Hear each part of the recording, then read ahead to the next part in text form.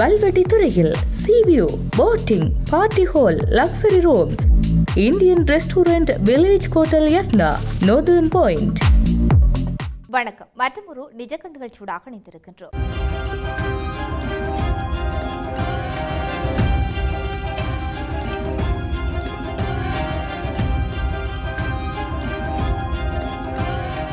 குவைத்தில் உள்ள அமெரிக்க ராணுவ சொத்துக்கள் மீது மேலும் பல தீவிரமான தாக்குதல்கள் நடத்தப்பட்டதாக ஈரானிய இஸ்லாமிய புரட்சிகர பாதுகாப்பு படை உத்தியோகபூர்வமாக பொறுப்பேற்றும் இருக்கின்றது.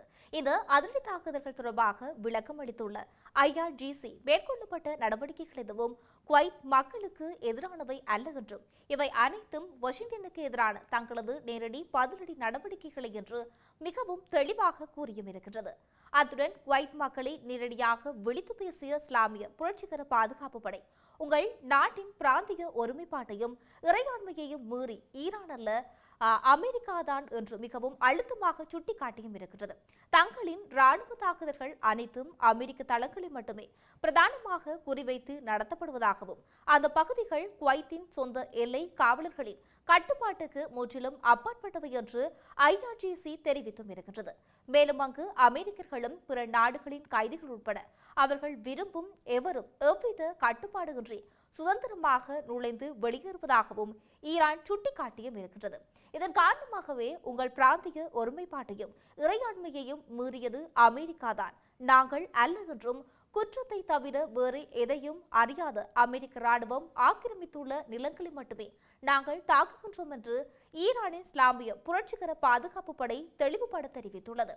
களத்தில் நடத்தப்பட்ட ராணுவ தாக்குதலின் விவரங்களை பகிர்ந்துள்ள IRGC அலி அல் சிலோம் விமானப்படை தளத்தில் அமைந்துள்ள ராணுவ உபகரணம் அடங்கிய ஒரு பெரிய கிடங்கு, பேரியாட் ஏவுகணை பாதுகாப்பு அமைப்பு மற்றும் அமெரிக்காவின் சக்தி வாய்ந்த MQ-9 ஆளில்லா விமானங்கள் நிறுத்தி வைக்கப்பட்டிருந்த ஒரு முக்கிய விமான கொட்டகை ஆகியவற்றை தாக்கி முற்றாக அழித்ததாக தெரிவித்தும் இருக்கின்றது. அதனைத் தொடர்ந்து படைத்தளத்தில் உள்ள அமெரிக்க படைகளில் தங்குமிடங்கள் மற்றும் 2 ஹெலிகாப்டர் கொட்டகை மீது தாக்குதல் நடத்தப்பட்டதாகவும் ஈரான் குறிப்பிட்டும் இருக்கின்றது. இந்த தீவிரமான தாக்குதல்களால் அமெரிக்க தரப்பில் உயிரிழப்புகள் ஏற்பட்டுள்ளதாகவும் ஹெலிகாப்டர்கள் மற்றும் ட்ரோன்களுக்கு பல சேதங்கள் விளைவிக்கப்பட்டதாகவும் IRGC தெரிவித்தும் இருக்கின்றது.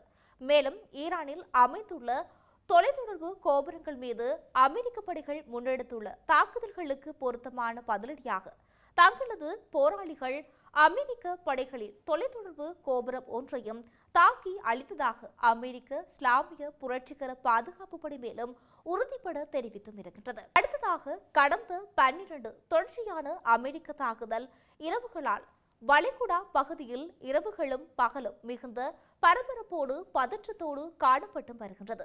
ஈரானின் ராணுவ திட்டம் மிகவும் நேரடியானது. ஹோர்முஸ் ஜலசந்தியில் ஒரு வணிக கப்பல் தாக்கப்பட்டு ஒவ்வொரு முறையும் தங்களது அமெரிக்க படைகள் ஈரானிய பலம் ஒன்றையோ அல்லது மின் நிலையத்தையோ தாக்கும் என்று அமெரிக்க அதிபர் அச்சுறுத்தியும் இருந்தார். இதற்கு பதிலடியாக ஈரானும் கண்ணுக்கு கண்ணென்ற அடிப்படையில் தங்களது திட்டத்தை வகுத்து கொண்டு அமெரிக்கா செயற்படும் அதே வழியிலே தாங்களும் பதிலடி தாக்குதலை நடத்தப்போவதாக பகிரங்கமாக அறிவித்தும் இருக்கின்றனர்.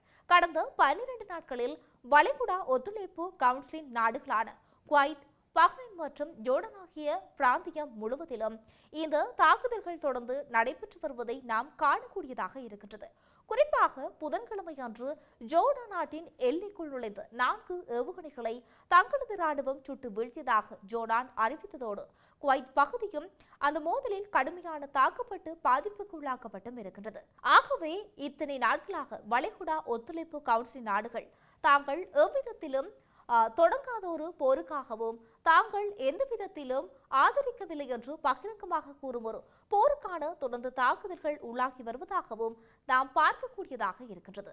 இந்த நாடுகள் போரை ஆதரிக்காத சூழலில் மீண்டும் அமைதியையும் போர் நிறுத்தத்தையும் கொண்டு வரவே தங்களால் இயன்ற முயற்சிகள் மேற்கொள்ளப்பட்டு வருவதாக அவர்கள் தெரிவித்தும் இருக்கின்றனர். மோதலானது ஒரு பெரிய பிராந்திய போராக விரிவடையாமல் தடுப்பதற்காக வாஷிங்டன் தெஹ்ரானுக்கு இடையே உடனடி 10 நாள் தற்காலிக போர் நிறுத்தத்தை அமுல்படுத்துமாறு கத்தார், பாகிஸ்தான் மற்றும் எகிப்து ஆகிய நாடுகள் கூட்டு முன்வடிவை முன்வைத்ததாக இவர்கள் கருத்தினை வெளிப்படுத்தியும் இருக்கின்றனர்.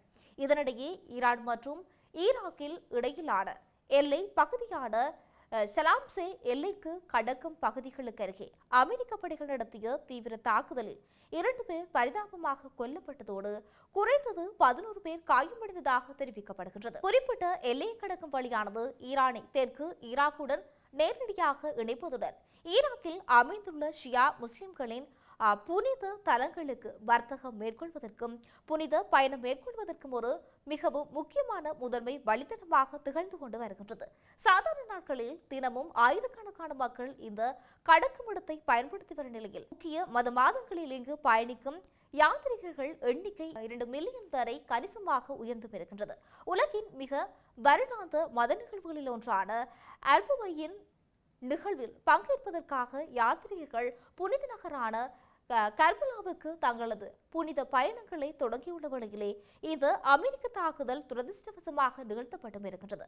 இந்த ஆண்டு அர்புவின் நிகழ்வு ஆகஸ்ட் மாதம் தொடக்கத்தில் வரவுள்ள சூழலில் இந்த தாக்குதலுக்கு பிறகு அந்த எல்லைக்கடவை வழியாக யாத்ரீகர்களின் பயணம் எவ்வித தடையுமின்றி தொடர்வதாக காயமடைந்தவர்களுக்கான நிவாரணப் பணிகளும் மீட்பு நடவடிக்கைகளும் தொடர்ந்து நடைபெற்று வருவதாகவும் ஈரானின் செய்தி நிறுவனத்தைச் சேர்ந்த உள்ளூர் அதிகாரி ஒருவர் உறுதிபட தெரிவித்தும் இருக்கின்றார். இந்த விடயங்களானது இவ்வாறு இருக்க அடுத்ததாக எதிர்வரும் 2029 ஆண்டு நடைபெறவுள்ள ஜனாதிபதி தேர்தலில் முன்னாள் ஜனாதிபதி ரணில் விக்ரமசிங்க மீண்டும் போட்டியிடுவதற்கான சாத்தியக்கூறுகள் குறித்து ஐக்கிய தேசிய கட்சியின் பிரதி தலைவர் நவீன் திசாநாயக்க முக்கிய கருத்தொன்றை வெளிப்படுத்தியும் இருக்கின்றார். அடுத்த ஜனாதிபதி தேர்தலுக்கு இன்னும் முழுமையாக 3 வருட கால அவகாசம் இருப்பதால் வேட்பாளர் தேர்வு தொடர்பான எந்த ஒரு இறுதி தீர்மானமும் இதுவரை எடுக்கப்படவில்லை என்று அவர் சுட்டிக்காட்டியும் இருக்கின்றார். மேலும் ஜனாதிபதி தேர்தலை எதிர்கொள்வதற்கு முன்பாக விரைவில் நடைபெற வாய்ப்புள்ள மாகாண சபை தேர்தலை தகுந்த வியூகங்களுடன் எதிர்கொள்வதே கட்சியின் முதன்மை இலக்காக இருக்க வேண்டும் என்று அவர் வலியுறுத்தி குறிப்பிட்டும் இருக்கின்றார். இதேவேளை நாட்டின் தற்போதைய அரசியல் சூழலில் ஆளும் தரப்பும் பலமான மாற்றத்தை உருவாக்கும் நோக்கில் ஐக்கிய தேசிய கட்சியும் ஐக்கிய மக்கள் சக்தியும் இணைந்து செயற்பட வேண்டியதன் அவசியத்தையும் நவீன் திசாநாயக்க சுட்டிக்காட்டியும் இருக்கின்றார். இரு கட்சிகளும் ஒன்றாக இணைந்து தேர்தலை எதிர்கொண்ட பின்னரே கூட்டு பொது வேட்பாளர் யார் என்பதை முறையாக தீர்மானிக்க முடியும் என்று தெரிவித்த அவர் தற்போது வரை எதிர்க்கட்சிகளின் வரிசையில் முக்கிய தேசிய கட்சியின் தலைவர் ரணில் விக்ரமசிங்கவும் ஐக்கிய மக்கள் சக்தியின் தலைவர் சஜித் பிரேமதாசவும் முன்னணி தலைவர்களாக திகழ்வதனால் இருவரில் ஒருவர் 2029 ஜனாதிபதி தேர்தலில் வேட்பாளராக நிறுத்தப்படுவதற்கான வாய்ப்புகள் அதிகம் இருப்பதாக தற்பொழுது செய்திகள் வெளியாகியும் இருக்கின்றது. இந்த விடயங்களானது எவ்வாறு இருக்கலாம் மற்றும் ஒரு நிஜக்க நிகழ்ச்சியூடாக இணைந்திருக்கலாம். வணக்கம்.